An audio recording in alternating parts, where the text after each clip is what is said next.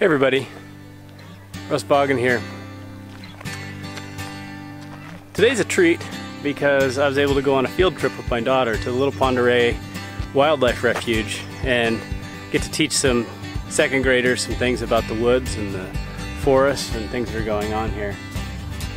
It's a great opportunity to educate kids by getting them out here and sharing with them what's going on in the forest, and they're obviously interested, and that makes it a lot easier.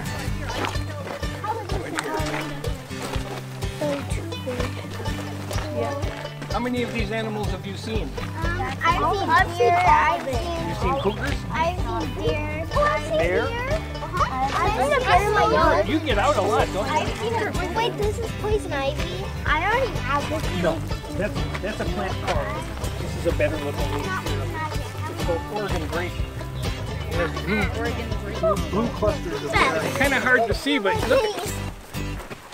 look at this dead tree snag. They call them snags when they're standing. Yeah.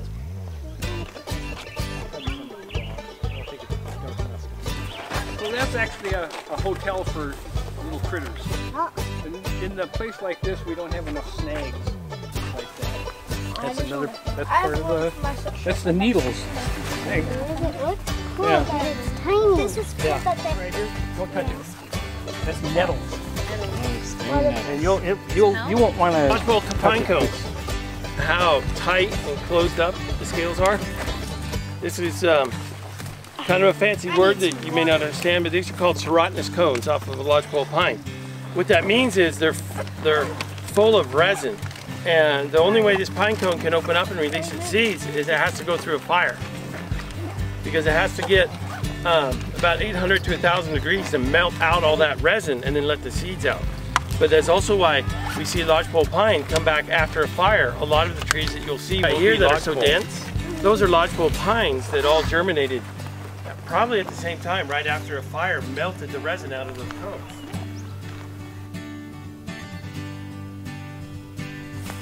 So we just wrapped up the tour out here on the Little Pond Oreille Wildlife Refuge with a whole group of second graders, and it was a lot of fun. The kids really love being out here, and some of them were talking about how recess is more fun, but you know, whatever. I don't think they really understand how great it is to be out here. I'd like to say thank you to the Friends of Little Pond Oreille. This is the Little Pond Oreille Wildlife Refuge. It's a national refuge, so it's federal land managed entirely for habitat. But one of the cool things is, and I'll show you around a little bit here, this area has been managed.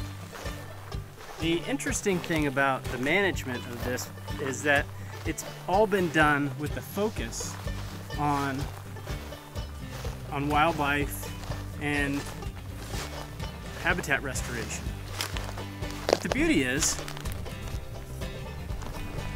the beauty of it is that it is also created a lot of products, because these forests hadn't been managed in quite a long time, and so there was a lot of material that needed to be removed in order for it to get back into a natural process and a level that was able to withstand natural wildfire.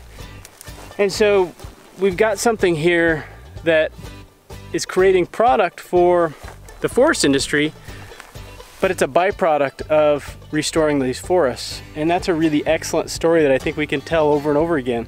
And we may have to come in here and thin again. These trees will grow up, and if they don't introduce wildfire, or there's a reason not to, or any number of reasons, and it gets too heavily stocked once again, they'll come back in here, they'll do a thinning, and then do another prescribed fire.